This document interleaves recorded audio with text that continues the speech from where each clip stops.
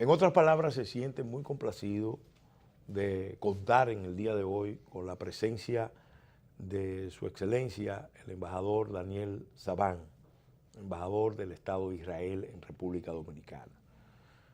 Se trata de un diplomático con amplia experiencia representando a su país y específicamente representando a su país en países de América Latina. Fue embajador de Israel en Costa Rica, en Ecuador, y ya había desempeñado funciones diplomáticas por largos años en otros países del continente. Con él queremos tratar un tema que tiene mucha importancia para el mundo, para todo el mundo, para la paz mundial, y que sin duda también tiene relevancia para América Latina y para República Dominicana, que históricamente ha mantenido unas relaciones muy estrechas, muy cercanas con Israel. Embajador Sabán, muy contento de tenerlo aquí en nuestra compañía, en este programa, en otras palabras, para analizar estos temas. Y quisiéramos iniciar propiamente ya este programa con una pregunta general. Cuando el presidente Obama se despedía, auspició un acuerdo sin precedentes en la región con Irán. Se sabe que Estados Unidos e Irán han tenido históricamente, después de la revolución de los ayatolás, relaciones muy difíciles, muy tensas. Y se dio ese paso de establecer un acuerdo que tiene un nombre muy atractivo, Plan Comprensivo de Acción Conjunta, pero se trata de un pacto para el manejo del programa nuclear iraní. Y obviamente ese acuerdo no fue validado por el Congreso americano, no fue endosado como tal, sino que estuvo condicionado a una revisión periódica. La administración Trump, en una decisión histórica, tomó el camino de cuestionar el acuerdo en una serie de puntos y plantear que no tiene interés de romperlo, pero sí tiene interés de fortalecerlo, de hacerlo verdaderamente más comprensivo, integrando una serie de aspectos. Y eso evidentemente ha provocado reacciones, inquietudes. Entonces, quisiéramos que usted nos explicara qué significa todo esto para Israel, para Medio Oriente, para la paz mundial. Muy bien, muchas gracias. En primer lugar, realmente da gusto estar aquí y recibir esta amable invitación para un poco tocar lo que son temas que están en nuestra región. Permítame, antes de entrar a la respuesta a la pregunta, solo destacar un detalle que hoy estamos ya un día después de la celebración de la Declaración Balfour, que hace 100 años fue realmente el elemento más importante desde el punto de vista diplomático que legitimó la futura creación del Estado de Israel hace 100 años. Y ese fue el Lord Balfour, que era canciller de Gran Bretaña, que mandó una carta a Lord Rothschild diciendo que el Imperio Británico ve con buenos ojos el futuro de un hogar nacional en la región del Medio Oriente. Muy influido, eso es bueno destacarlo, por las gestiones que en la guerra desarrolló Chaim Weizmann, el primer presidente del Estado de Israel. Exactamente, sí, sí. Ahora, volviendo a lo que es hoy la realidad y el mundo. Hay que primero iniciar de que Irán realmente es un país que no es árabe, es un país musulmán de larga historia, de gente muy sabia, de gente muy preparada, gente con claridad de lo que ellos están queriendo hacer. Estamos en la etapa de la posguerra fría. Pasaron unos años y este vacío de poder ellos ahora quieren aprovechar de ser una potencia regional. Y al ser potencia regional, naturalmente que eso implica que ellos sueñan tener realmente el poder nuclear en sus manos.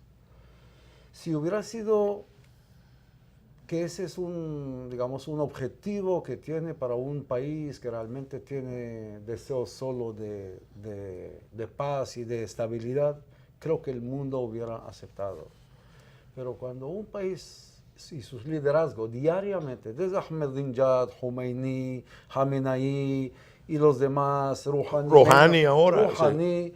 Todo en una u otra forma declaran claramente que para ellos Israel es un escollo en sus caminos a la hegemonía que ellos quieren construir en el Medio Oriente.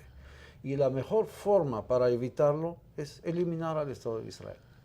Si un día hoy un dominicano visitará Teherán, va a encontrar ahí en la plaza central la pantalla digital con un conteo de la cantidad de días que quedaron a la existencia de Israel, saliendo de la declaración de Khamenei diciendo que dentro de 25 años Israel no existirá más.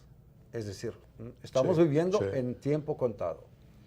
Eso realmente una amenaza latente. Mucha gente dice, no, es una retórica, son declaraciones para demostrar alguna... No. Ya tenemos experiencia de un líder en Europa que declaró y declaró, y al final lamentablemente nos quitó la tercera parte de la abundancia del corazón. Habla la boca. Es una expresión bíblica. Así que si es el objetivo, Irán está seria en su camino, y está muy seria, y está trabajando en una arquitectura formidable, cómo lograr todos los elementos para ser realmente una potencia nuclear, y una potencia no solo para defensa. Está claro que tiene pretensiones y ambiciones al más allá, y no solo contra Israel al final. Eso va a iniciar con Israel, pero va a tener. Así que en esto entró la comunidad internacional en alerta, y había que ver cómo tratar el tema, y después de un va y ven, uno a otro, llegaron al acuerdo que se firmó entre Irán y las potencias como Estados Unidos, Rusia y la Unión Europea y Naciones Unidas, dando también la bendición. Pero este arreglo, este acuerdo fue en la época de Obama, que Obama tenía una filosofía distinta a lo que es el mundo, y todos los que son realmente buenos analistas dicen que su lectura del mundo árabe musulmán ha sido equivocada, por decirlo, ¿no? Ni otra palabra, pero esta filosofía que él introdujo condució a que en lugar de presionar y apretar a Irán de cancelar sus ambiciones en ese campo nuclear, sino negociar con ellas en ciertas condiciones. Hay quienes comparan la administración Obama con la administración de el primer ministro británico, Neville Chamberlain. Es decir, una administración impregnada de un espíritu de apaciguamiento a cualquier precio, dispuesto a conceder en materias de seguridad, temas que después al final lo único que estimularon fue la agresividad de Hitler y el estallido de la Segunda Guerra Mundial. Bueno, en la historia tú sabes que se hacen comparaciones. No siempre son precisas, pero el mecanismo es lo mismo, y eso puede ser. Así que Irán realmente, al final de ese logro, con Zarif y con los sabios que lo manejaron realmente en una forma tan sabia y tan sofisticada, que dejó a Mogherini y otros actores ahí en la pantalla bien. Yo decía, y lo repito cada vez que puedo, que nunca el que se sienta a discutir con los iraníes puede olvidar que los cuentos de las mil y una noches se escribieron en persa. Nacieron ahí, y además el ajedrez. El ajedrez, el juego del ajedrez es realmente de origen persa, original de ellos, y el que sabe jugar ajedrez sabe calcular bien todas las opciones y sus pasos para llegar al jaque mate. Y en eso realmente ellos están trabajando. Ahora, el arreglo, el acuerdo que se firmó al final, lo que dice nuestro primer ministro Benjamín Netanyahu con mucha lógica, es solo ganando tiempo. Pero en los cortos tiempos que termina este acuerdo, los iraníes estarán muy cerca de producir armas nucleares. Ahora, hay un punto que lo han planteado también algunos líderes, figuras israelíes como Shlomo Ben Ami en un ensayo que publicó. Él decía que el programa planteaba riesgos, pero que no era un problema existencial porque los líderes iraníes saben perfectamente que si produjeran un ataque nuclear contra Israel, también aplicaría el mecanismo de destrucción mutuamente asegurada. No solamente por parte de Israel, que tiene capacidad de respuesta, sino también de los propios Estados Unidos, que no podrían permitir una acción de ese tipo sin que se produzca una respuesta, una réplica igualmente destructiva. Entonces, ¿qué piensa? Yo conozco las afirmaciones y lo hemos escuchado aquí en Santo Domingo hace unos meses y tengo mucha admiración al historiador y al político y al estadista, profesor Shlomo Ben Ami, sin lugar a duda, pero a veces también esta gente puede equivocarse. Y aquí una equivocación en una afirmación así ya es fatal. Así que el esfuerzo hoy es realmente de hacer todo lo posible para de que de ninguna manera, no solo en 12 años o 15 años, Irán no será una amenaza nuclear contra el Estado de Israel y contra el Occidente. Embajador, usted mencionó algo muy relevante. Todo esto tiene un matiz muy dramático, siniestro, porque sistemáticamente, además de incrementar sus capacidades bélicas, Irán tiene una retórica de amenaza, de destrucción del Estado de Israel. Claro. Y eso quizá es precisamente lo que hace que muchos actores vean ese acuerdo como un riesgo inaceptable, un riesgo muy alto. Sin embargo, eso también viene acompañado de otro tipo de actividades de Irán en la región.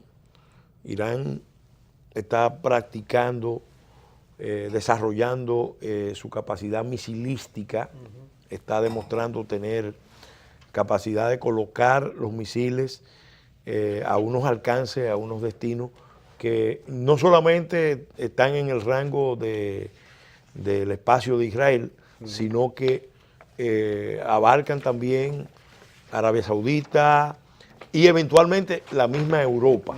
Ese es un tema muy... Aquí tenemos el mapa que sería bueno mostrarlo. Yo creo que es importante que la gente vea realmente de qué estamos hablando para que tengan una noción.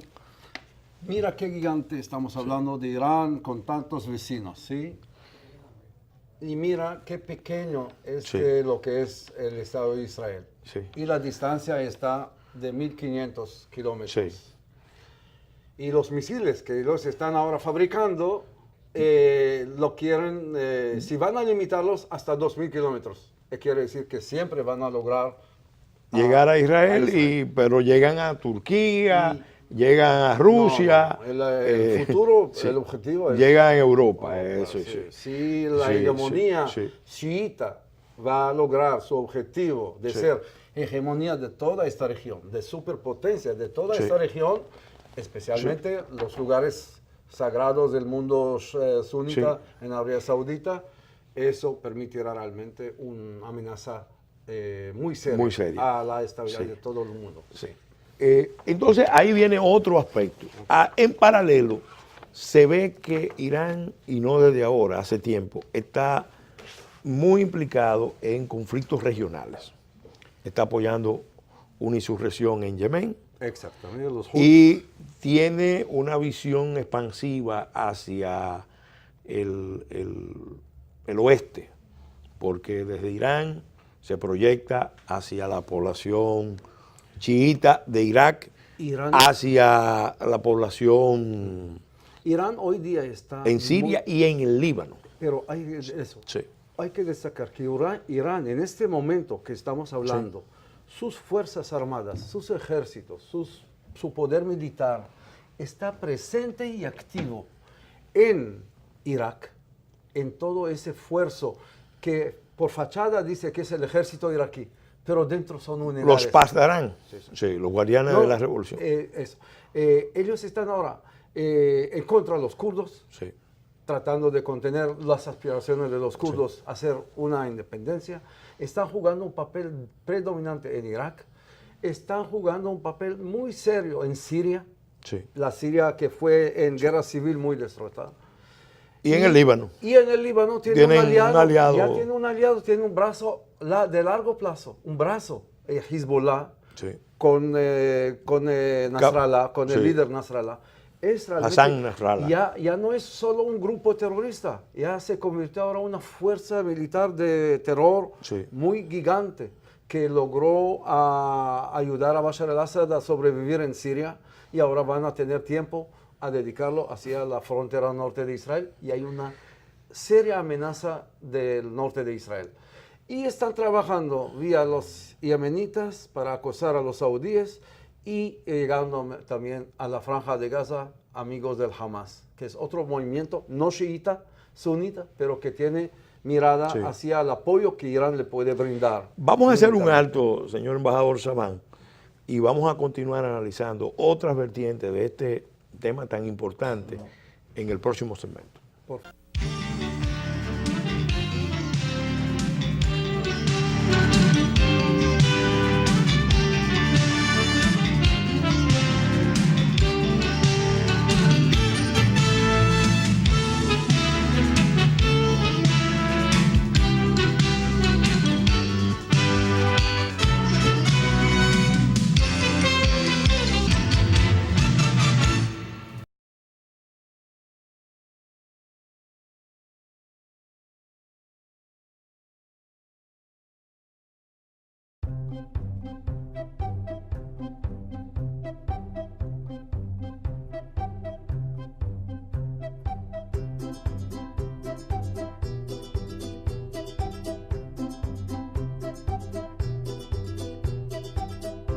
Su futuro crece conmigo y con Milex Kinder Gold, porque contiene los probióticos y prebióticos que él necesita para fortalecer su sistema inmunológico.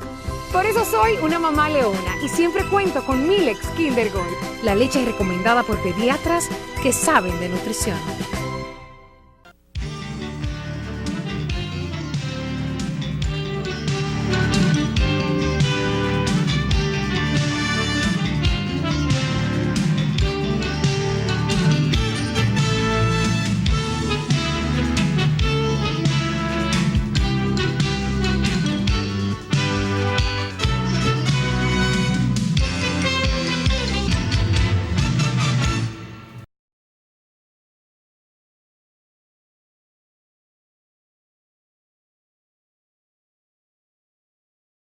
Continuando con este programa en compañía de su excelencia el embajador Daniel Sabán, representante del Estado de Israel en República Dominicana, abordando un tema de una enorme relevancia para la paz mundial y desde luego para todos los países amigos de Israel. Queremos, embajador, hablar un poco de los antecedentes, porque el programa nuclear de Irán empezó bajo el régimen del el Shah Reza Pahlavi.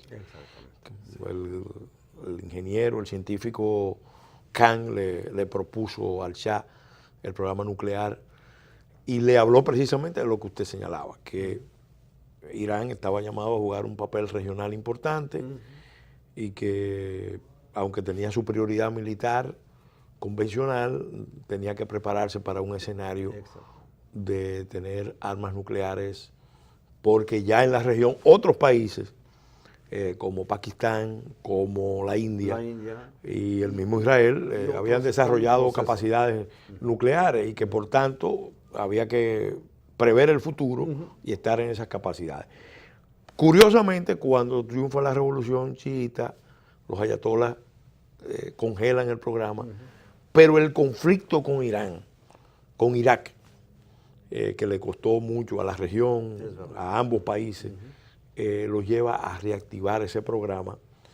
Y ese programa Y hay que añadir que Saddam Hussein empezó ya y Saddam Hussein empezó a construir armas nucleares que fueron destruidas Entonces, en las instalaciones por un ataque preventivo de Israel. Exactamente. Pero esta Sí. construcción de esta planta nuclear Sí. fue lo que motivó a los Claro. iraníes, pero no quedar Claro. atrás y cambiar su opinión. Y en la entonces revolución ahí musulmana. se ve la dialéctica Exacto. de que cómo la preparación de un Estado provoca en la región la acción.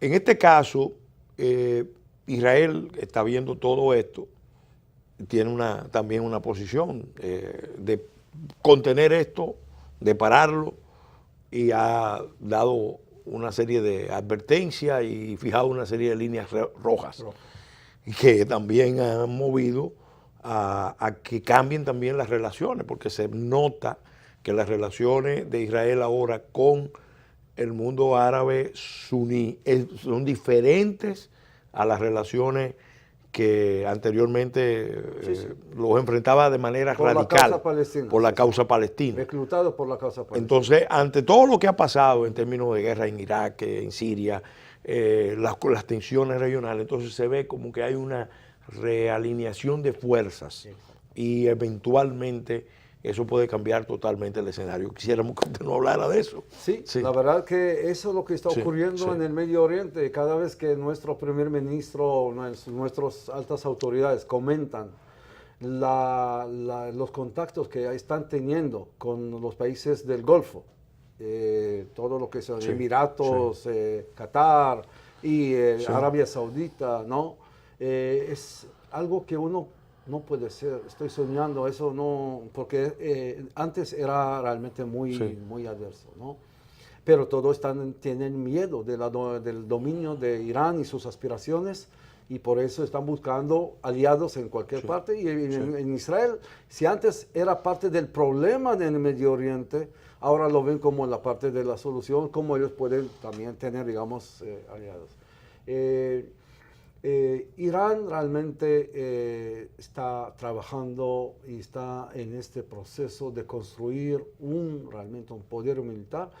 Yo no sé si el pueblo iraní está consciente de todo esto. Hay que recordar que el país ahí, por la revolución musulmana, en cierta forma el pueblo persa es que uno conoce un poco también bíblicamente. No, la relación histórica entre Israel y el pueblo persa ha existido. Admirable. Sí, sí. Y yo diría, hasta mencionamos Sí, sí, antes la sí. declaración Balfour. La primera declaración Balfour ha sido de Ciro. Sí. Hace miles de años, Sí. cuando él autorizó la reconstrucción del templo sí. judío en Jerusalén. Sí, sí. Y tenemos mucha deuda histórica Sí. al pueblo persa. Pero lamentablemente desde que ese pueblo cambió y absorbió la religión chiita como parte de su cultura y su religión y filosofía, se radicalizó en tal manera que hoy realmente es una amenaza seria.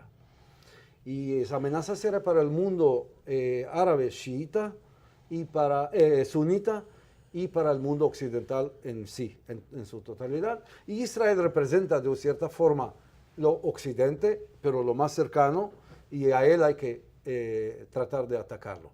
Y entonces todo esto está generando que estamos haciendo realmente, tomando todas las medidas de cómo prevenir y evitar realmente que esta amenaza sea algún día muy seria contra la existencia del Estado de Israel, tratando de tener un buen entendimiento en Rusia y la Unión Europea con Estados Unidos. Creo que ahora la decisión de Trump a revisar y renegociar de cierta forma todo lo que fue acordado es realmente consecuencia del diálogo que mantuvo con nuestros líderes, con Benjamín Netanyahu, que le convenció a que eso, un acuerdo de 12 años no es nada. 12 años van a terminar muy rápido. ¿Y luego qué pasará? Irán va a ser nuclear, legítima, aceptada con todo el mundo, y como no, si no sea una amenaza. No, hay también una reacción que llama mucho la atención. El presidente Trump, su principal viaje, su viaje inicial fue Israel y Arabia Saudita. Arabia Saudita, Israel. Israel. Y entonces, en esa visita a Israel y Arabia Saudita, hubo un acuerdo realmente sin precedentes con Arabia Saudita de carácter militar. Exactamente. Incluso de compras para la industria de armamento a una escala importante. Pero Arabia Saudita ha demostrado también que quiere fortalecerse incluso en la guerra tecnológica y eventualmente en la guerra nuclear. Y se fue a Rusia, a Putin, para negociar unas futuras construcción de plantas como Bushehr que tienen los iraníes. Eso está en marcha también. Porque los saudíes también entienden que ahora si Irán va a ser nuclear en pocos años, ellos tendrán que prepararse. Entonces hay una cadena de uno pasa al otro, el desafío, el reto de ser nuclear. Ese punto, embajador, nos lleva también a ver cuáles son las posibilidades ya de tensiones en el mundo árabe que se puedan escalar. Porque después de la visita del presidente Trump a Arabia Saudita, sorprendentemente se produce una escisión en el mundo sunita.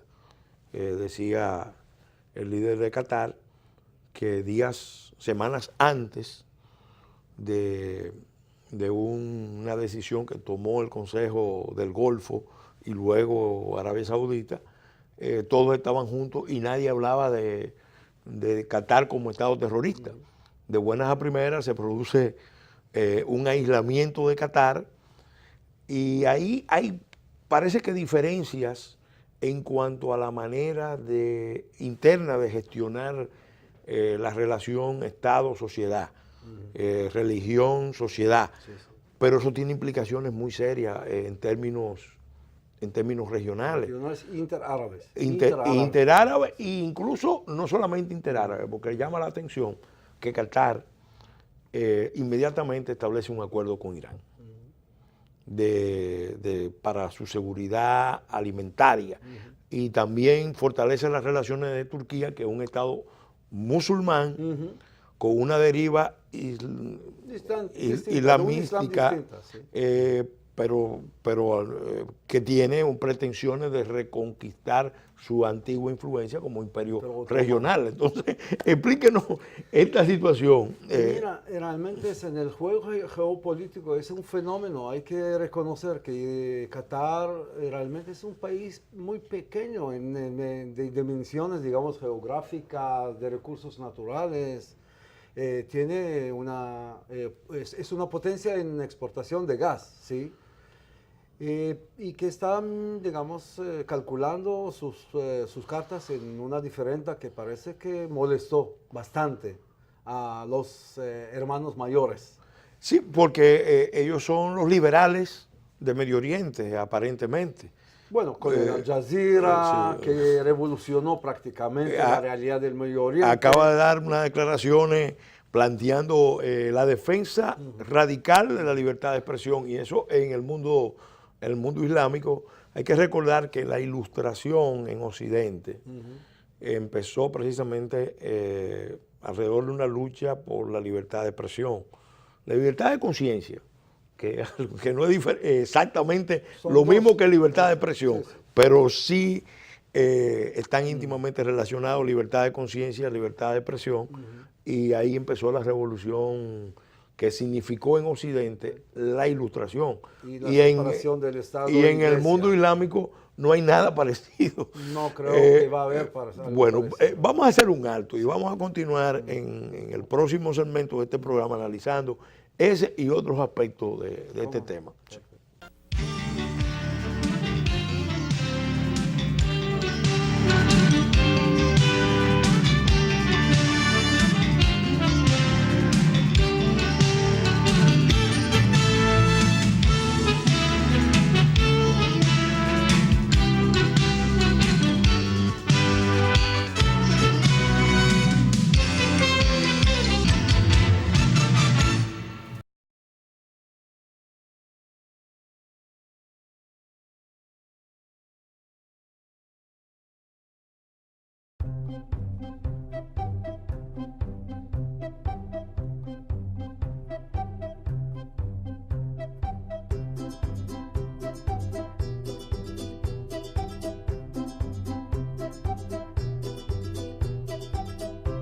Su futuro crece conmigo y con Milex Kinder Gold, porque contiene los probióticos y prebióticos que él necesita para fortalecer su sistema inmunológico.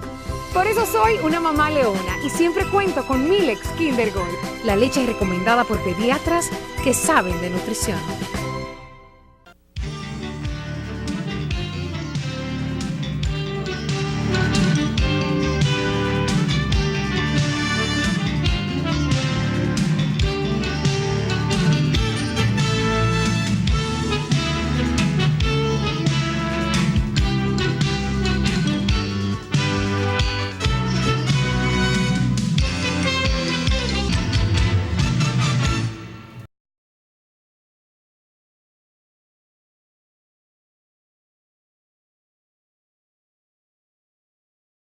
Continuando con el desarrollo de este programa, en otras palabras, tratando un tema importante que es el acuerdo conjunto de cooperación firmado entre Irán y varias potencias y organismos internacionales, que está en el centro de las controversias en toda la región de Medio Oriente. Quisiéramos, embajador Sabán, que habláramos un poco de esta situación, cómo puede evolucionar, porque Israel históricamente ha tenido realmente unas relaciones, tuvo unas relaciones muy buenas con Turquía, hasta un incidente que se produjo, que produjo un deterioro. Con Arabia Saudita siempre han sido muy difíciles bueno, no hay un acuerdo de paz. Y Arabia Saudita en una ocasión mantuvo posiciones parecidas a las que tenía Irán contra Israel. Pero ahora se nota que hay un cambio de la posición de los países del Golfo frente a Israel. Queda la incógnita de la posición de Qatar, aunque se sabe que la posición de Qatar también está muy influida por sus relaciones con el Reino Unido, potencia que es precisamente la primera que auspicia con la declaración de Balfour la constitución del Estado de Israel. Entonces, interrogantes. En los escenarios de guerra que estamos viendo en Siria, en Irak, fundamentalmente, existe la posibilidad de que esos escenarios se escalen e involucren a todas las potencias regionales, un teatro de guerra regional, que sería casi una guerra bien compleja, porque ahí hay alianzas y enemistades, y son cambiantes, entonces, eso podría surgir ese escenario en Siria, en Irak, o se está estabilizando con la intervención, por ejemplo, de Rusia en Siria y del mismo Irán en el caso, Irán y Turquía en el caso del problema kurdo. La impresión es en ese momento es que realmente está, después de estas dos guerras largas en Irak y en Siria, que realmente destrozaron estos dos países, no queda más para seguir derramando sangre y destruir, sino la intención es ahora de ellos y las comunidades y los aliados que cada uno tiene, es como lograr una calma, un pause en todo este drama. Y en este escenario, cada actor está mirando más allá, más adelante, y preparando su defensa y cómo guardar sus intereses. Por ejemplo, otro país que tiene también mucho protagonismo, no lo mencionamos, Egipto. Egipto, sí. Que ahora está jugando un papel clave en este futuro posible arreglo entre Israel y los palestinos. Es decir, Rusia, Estados Unidos dependerá mucho de lo que va ahora a surgir en la marcha sobre lo que sí intervinieron o no intervinieron, pero Putin está jugando su estrategia de recomponer, digamos, Rusia como un una superpotencia presente y activa y dominante. Y Estados Unidos también está buscando cómo contenerla, este fenómeno. Es evidente que en cualquier escenario mundial o regional, el orden que surge depende muchas veces de los conflictos. Sí, pero a veces los conflictos son inevitables o necesarios para que se reconstituyan los espacios. Pero Sí. lo que está claro es que Irán continúa y está tratando ahora de sacar todo lo provechoso posible en cada campo, en cada espacio de todo este Medio Oriente, con todos los actores, de lo mejor para sus metas principales de ser una superpotencia, Sí. hegemonía en todo lo que es el Medio Oriente. Y la visita de Erdogan en Teherán, Sí. el encuentro con Rouhani y con Khamenei, muestra que Turquía ya también entiende que la realidad que Irán va a jugar un papel importante está en marcha. Usted mencionó, embajador Sabán, un tema importante, porque para el mundo el prolongado conflicto, que es un conflicto que se remonta a la constitución del Estado de Israel, a la partición, que es el concepto propio, la partición de Palestina. 2 estados por 2 pueblos. Por 2 estados por 2 pueblos. Ese conflicto ha estado en la base de muchos otros conflictos, o por lo menos ha sido usado, para decirlo con propiedad, en las contradicciones regionales. Mucha gente en la región, muchos gobernantes en la región, a conveniencia han usado el conflicto israelo-palestino para sus intereses. Pero lo que queda claro es que en la zona, para pensar en un orden más estable, de paz, un acuerdo que pueda ser más duradero, es imprescindible resolver primero este tema. Y así parece que lo ha entendido el presidente Trump. Exacto. Y está muy empeñado en un acuerdo israelo-palestino ya sobre otras bases. ¿Cuáles son las expectativas? Porque vemos que Hamás y la Autoridad Nacional Palestina se han acercado, pero que el tema del desarme sigue siendo el tema duro, un detalle, pero no cualquier detalle. Sí. Ahí lo que ahora preocupa mucho a Israel en este proceso, que es a lo mejor positivo por un posible arreglo con la autoridad palestina, sí, con Mahmoud Abbas como líder. Sí. Lo que preocupa mucho es que es un proceso lento, digamos, va a tardar tiempo de la unificación entre los palestinos, Hamas y Al-Fatah. Pero ¿qué pasará si van a ejercer elecciones y el Hamas ganará y de repente solo de dominar solo a la franja de Gaza Domina la Autoridad Nacional. va a ser dominante? Cisjordania. Sí. Y con su retórica Sí. y con su teología y aspiraciones que no aceptan realmente y no admiten la existencia de Israel, sino la continuidad de la lucha hasta su destrucción, ¿en qué realidad nos vamos a encontrar el día después? Entonces, es un elemento alarmante que tenemos que mirarlo con cautela. Pero la lectura de que el cambio ahora mismo en el liderazgo de Hamás se hizo precisamente para viabilizar el acuerdo. Mi perspectiva personal es que son muy sabios los del Hamas, porque ven que Mahmoud Abbas no va a durar mucho. Saeb Erekat está ahora enfermo en una operación. Saeb Erekat es el negociador. El negociador histórico, el principal negociador de Al-Fatah y de la autoridad palestina en este proceso. Y por el tema de corrupción que Al-Fatah ejerció durante los últimos años en la Cisjordania, en la autoridad palestina y todo eso, hay mucho clamor del pueblo de castigarlos y cambiar. Y se habrán elecciones democráticas a la manera árabe, musulmana, palestina, terminaremos el proceso y dentro de poco tiempo con un Hamas dominando todo el mundo palestino.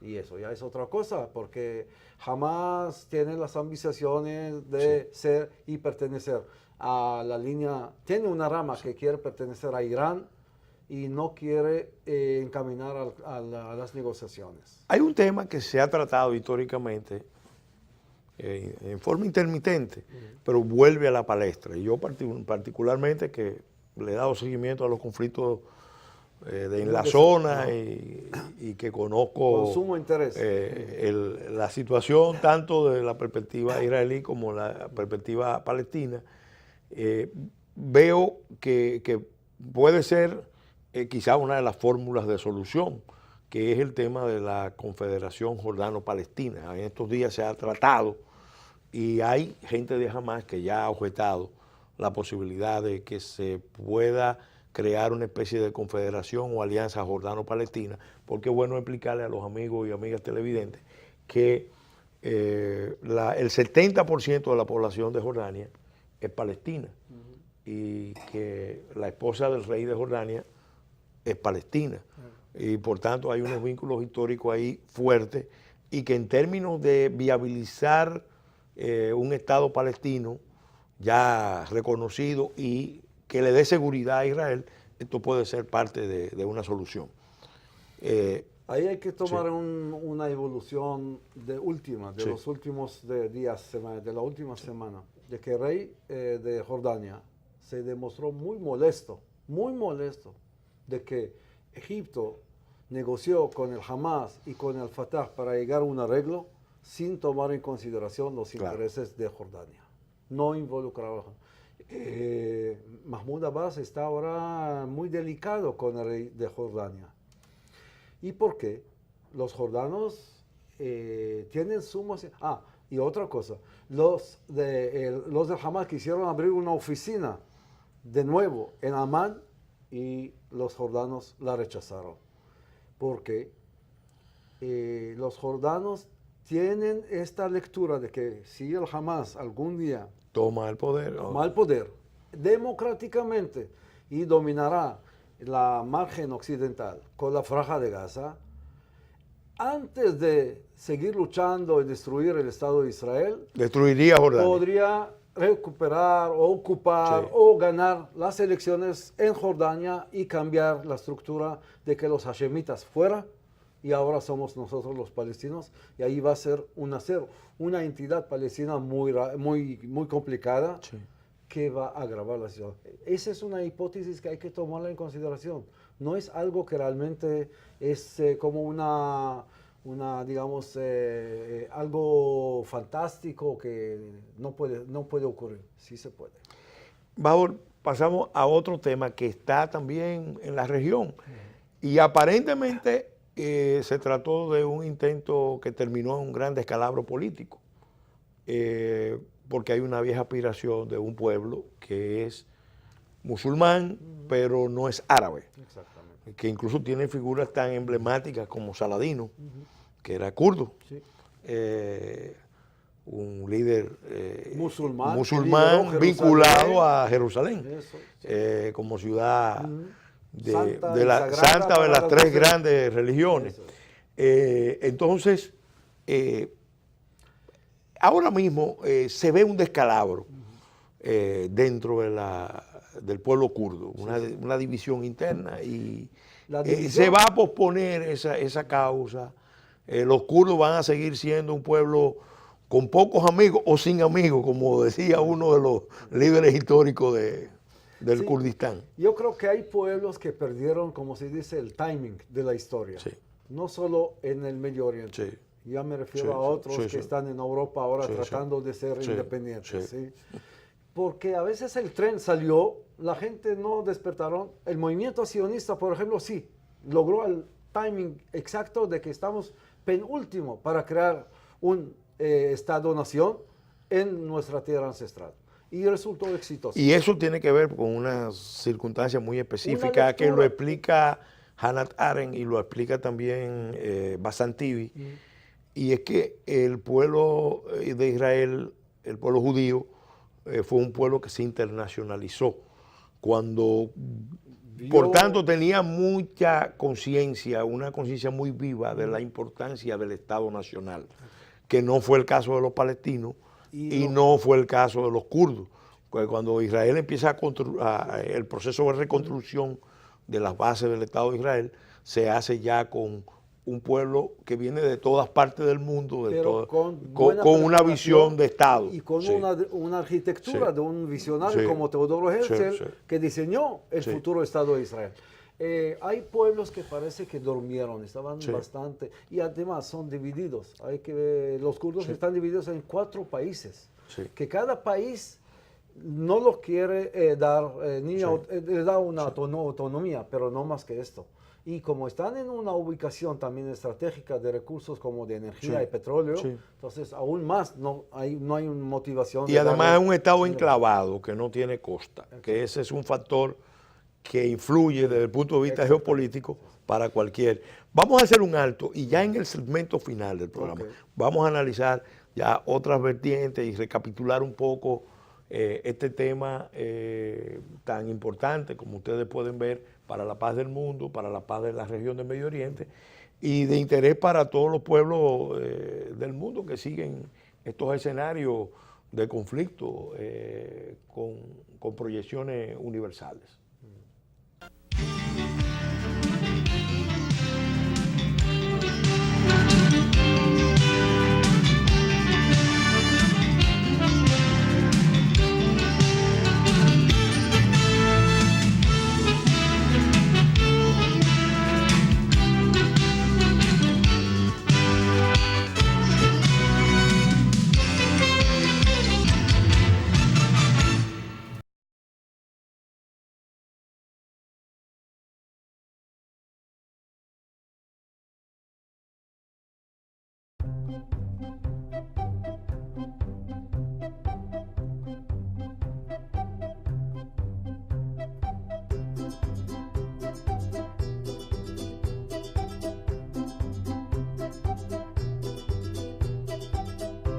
Su futuro crece conmigo y con Milex Kinder Gold, porque contiene los probióticos y prebióticos que él necesita para fortalecer su sistema inmunológico.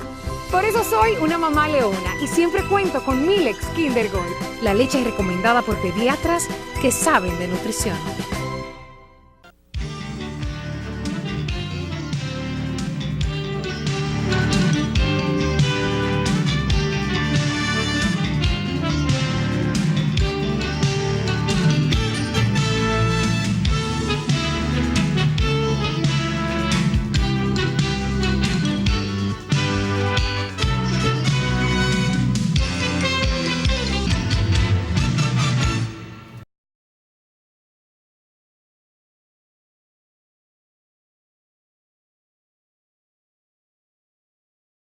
En el segmento final de este programa, en otras palabras, dedicado a analizar el acuerdo nuclear de Irán con las potencias mundiales y con los organismos internacionales y su implicación en la región de Medio Oriente, la misma situación general de Medio Oriente, con el embajador de Israel, el excelentísimo Daniel Saban, quisiéramos, embajador, que habláramos entonces ya a manera de balance sobre la perspectiva de que eventualmente todo esto que está pasando termine en grandes acuerdos, no sin antes pasar por escenarios de conflicto, porque los conflictos se están desarrollando todos los días en la región, que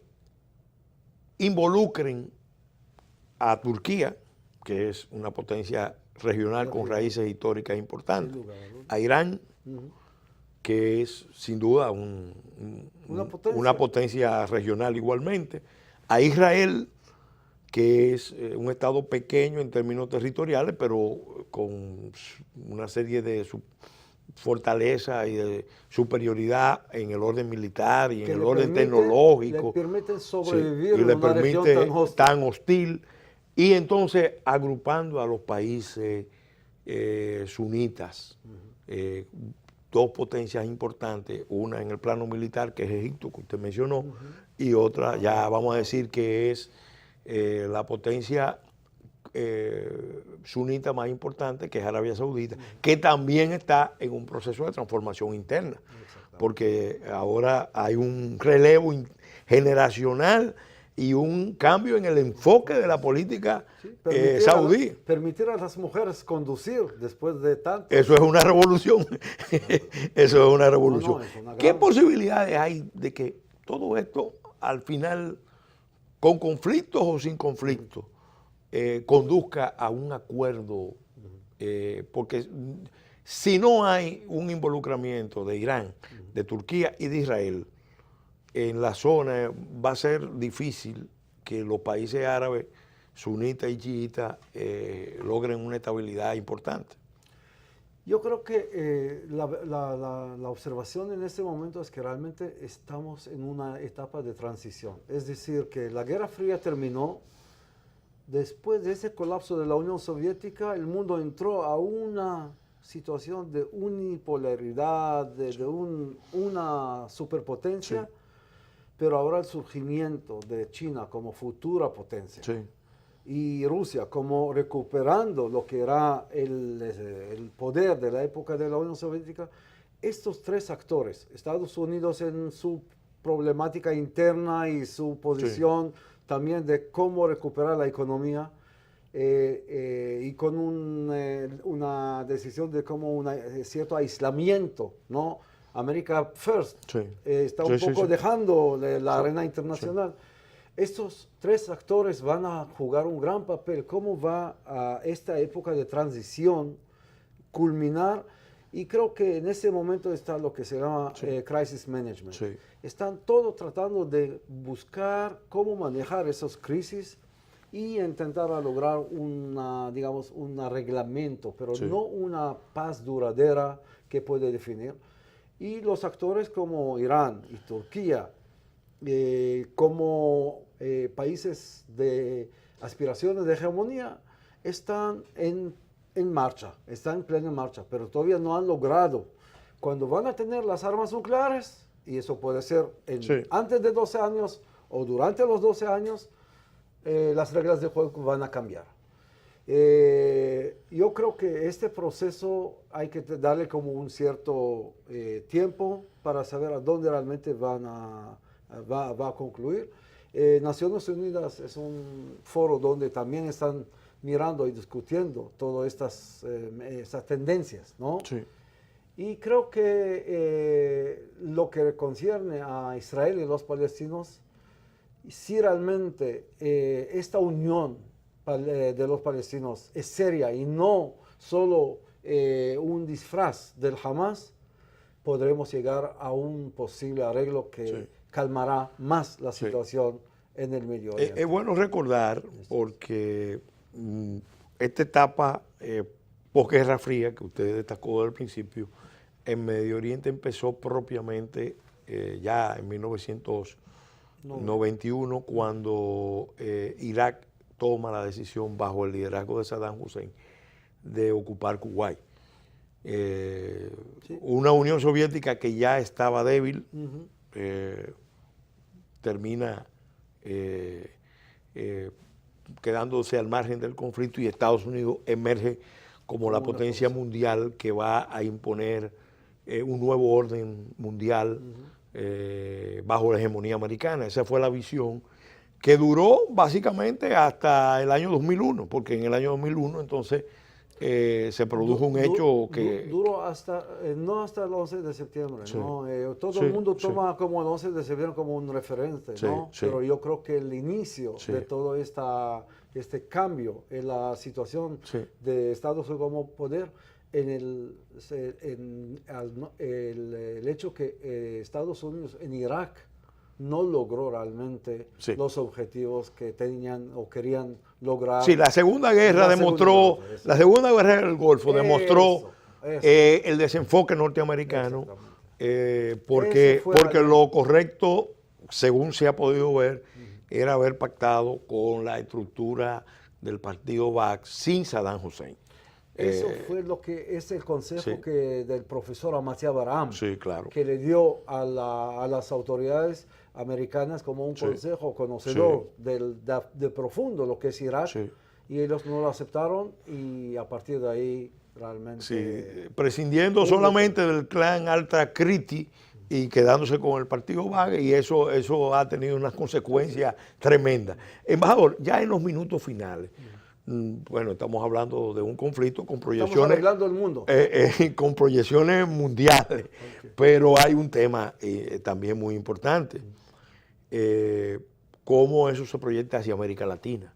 Yo recuerdo que estando en el Congreso recibimos la visita de la directora para América Latina de la Cancillería israelí, y yo era presidente de la Comisión de Amistad Dominico-Israelí en el Congreso. La embajadora Dorit Shavit. Y ella vino y tuvimos un intercambio interesantísimo donde nos advertía las preocupaciones que tiene Israel sobre la presencia de Hezbollah y de Irán en América Latina. En América Latina se dio un alineamiento que todavía dura de muchos países,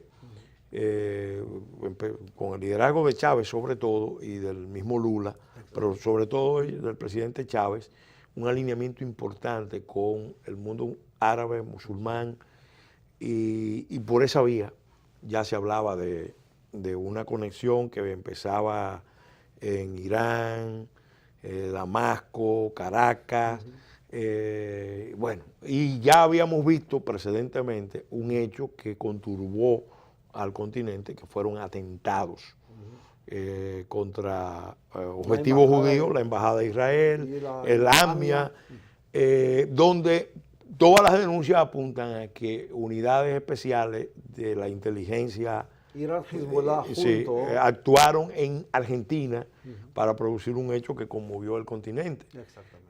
Incluso todavía se investiga el involucramiento de políticos y autoridades policiales de Argentina en ese hecho. Entonces, quisiéramos un balance de esta situación, porque ya vemos que la zona eventualmente puede ser víctima, convertirse también en un escenario de tensiones y conflictos, de proyecciones. Yo creo que cambiaron líderes que hicieron mucho ruido retórico, pero también con hechos. Ahmadinejad de un lado y Hugo Chávez en el otro lado. Y los líderes que lo reemplazaron están ahora con un perfil menor, digamos. Pero eso no quiere decir que el esfuerzo de convertir a América Latina como un futuro base de que en caso que habrá un conflicto entre Estados Unidos e Irán en el Golfo y por razones de la geopolítica del Medio Oriente, ellos no tendrán aquí espacio de respuesta o de amenaza hacia los intereses de Estados Unidos. Así que creo que los iraníes, aunque ahora no están visitando intensivamente o no están declarando los intereses que tenían en América Latina, están presentes, están trabajando con un perfil muy bajo y buscando más aliados y más países que con ellos pueden en el futuro digamos, luchar contra el bloqueo, contra las acciones como en su momento han tenido. Bueno, hay algo que vale la pena destacar. En uno de los últimos informes del Departamento de Estado, hablando de la situación de seguridad regional, se mencionaba el tema de la presencia de grupos islámicos radicales en la región del Caribe. No entraba en muchos detalles, pero lo mencionaba. Es verdad, y hay que tomar en tema también algo que no mencionamos durante toda esta plática, ISIS y su gente que ahora están derrotados y están regresando a los países de origen, y ellos también van a poder hacer convertir un factor. En Trinidad y Tobago está la base, vamos a decir, el país donde hay mayor cantidad de militantes del ISIS en ese escenario de conflicto. Lamentablemente, el tiempo de este programa se agotó. Embajador, le queremos reiterar las más expresivas gracias por haber aceptado nuestra invitación y por habernos hecho el gran aporte de orientar a nuestro público sobre estos temas que hemos tratado en forma tan didáctica y tan penetrante. Y queremos también agradecer a ustedes, amigos y amigas televidentes, que siguen este programa, en otras palabras, su atención, a nuestros patrocinadores de Leche Milex, que hacen que este programa llegue a todos ustedes en los horarios de domingo de 1 a 2 de la tarde, de 10 a 11 de la noche, y los martes y jueves de 7 a 8 de la noche. Este programa, en otras palabras, también se transmite por YouTube en el canal, en otras palabras, TV. Pueden ver toda la serie de estos programas dedicados a análisis en profundidad de temas de gran interés permanente para la humanidad o para nuestro país. Hasta la semana entrante, Dios mediante, en que estaremos de nuevo con ustedes en una nueva entrega de En otras palabras.